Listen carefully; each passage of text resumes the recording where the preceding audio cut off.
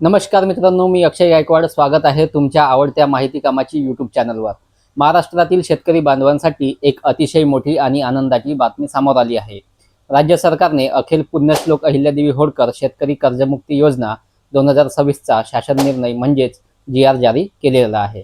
या योजनेअंतर्गत लाखो शेतकऱ्यांना 2 लाख रुपयांपर्यंत कर्जमाफी, नियमित कर्जफेड करणाऱ्या शेतकऱ्यांना 50,000 रुपयांपर्यंत प्रोत्साहनपर लाभ तसेच काही प्रकरणांमध्ये एकरकमी कर्ज परतफेड OTSचा लाभ मिळणार आहे.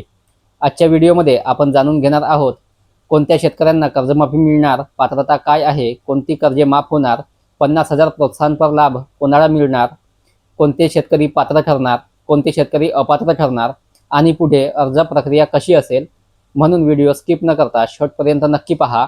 आणि तुम्ही जर माहिती कामाची यूट्यूब चॅनलवर पहिल्यांदाच आले असाल तर माहिती कामाची चॅनलला सबस्क्राईब करून ठेवा, बेल आयकॉन दाबा, कारण असेच नवनवीन योजनांचे अपडेट्स तुम्हाला मिळत राहतील. तर चला मित्रांनो, व्हिडिओ सुरू करूया.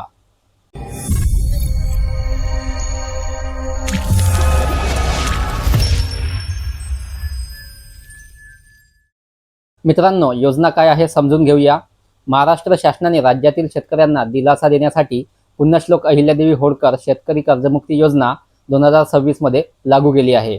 या योजनेचा मुख्य उद्देश म्हणजे आर्थिक अडचणीत असलेल्या शेतकऱ्यांना कर्जाच्या ओझ्यातून मुक्त करणे आणि शेतीसाठी नव्याने आर्थिक बळ देणे हा आहे.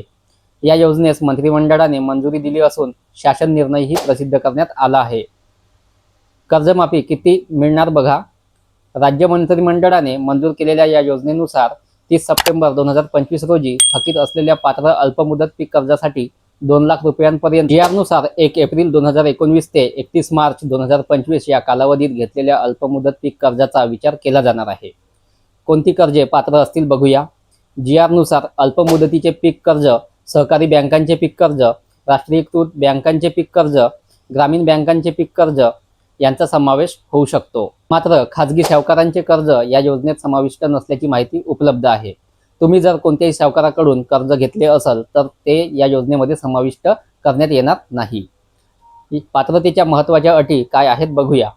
योजनेचा लाभ मिळवण्यासाठी सर्वात महत्त्वाची अट म्हणजे 1 एप्रिल 2019 ते 31 मार्च 2025 या कालावधीत घेतलेले अल्पमुदतीचे पीक कर्ज 30 सप्टेंबर 2025 रोजी थकीत असणे, 31 मार्च 2026 पर्यंत परतफेड न झालेले कर्जे, अशी कर्जे कर्जमाफीस पात्र राहतील. नियमित कर्जफेड करणाऱ्या शेतकऱ्यांसाठी मोठी खुशखबर आहे. सरकारने फक्त थकीत कर्जदार शेतकऱ्यांचाच विचार केलेला नाही. जे शेतकरी वेळेवर कर्जाची परतफेड करतात त्यांच्यासाठी 50,000 रुपयांपर्यंत प्रोत्साहनपर लाभ देण्याचा निर्णय घेण्यात आला आहे. यामुळे नियमित कर्जफेड करणाऱ्या शेतकऱ्यांनाही मोठा आर्थिक फायदा होणार आहे.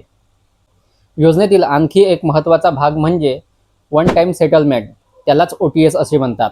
ज्यांच्यावर 2 लाखांपेक्षा जास्त कर्ज असेल आणि अनेक शेतकऱ्यांनी काही रक्कम भरलेली असते पण पूर्ण कर्ज फेडणे शक्य होत नाही, अशा परिस्थितीत शासन OTS योजनेद्वारे काही अटींवर उर्वरित रक्कम माफ करून शेतकऱ्यांना पूर्णपणे कर्जमुक्त करण्याचा प्रयत्न करणार आहे.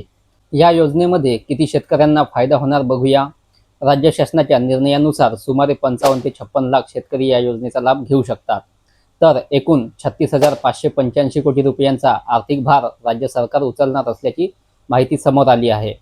आता कोणते शेतकरी अपात्र ठरू शकतात बघूया. अद्याप शासनाकडून संपूर्ण लाभार्थी यादी जाहीर झालेली नसली तरी काही विशिष्ट अटी लागू राहतील.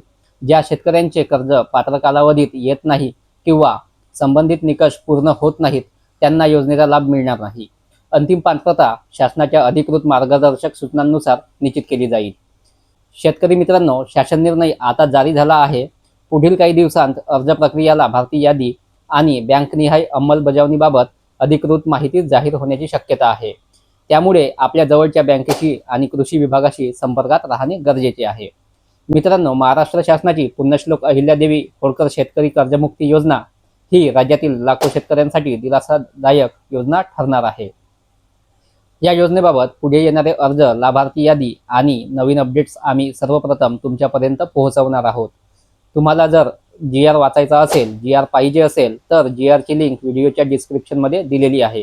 तिथून तुम्ही GR बघू शकता. ही माहिती उपयुक्त वाटली असेल तर व्हिडिओला लाईक करा, जास्तीत जास्त शेतकरी बांधवांपर्यंत शेअर करा आणि माहिती कामाची चॅनलला सबस्क्राईब करायला विसरू नका. भेटूया पुढच्या महत्त्वाच्या अपडेट्समध्ये. धन्यवाद. जय महाराष्ट्र, जय किसान.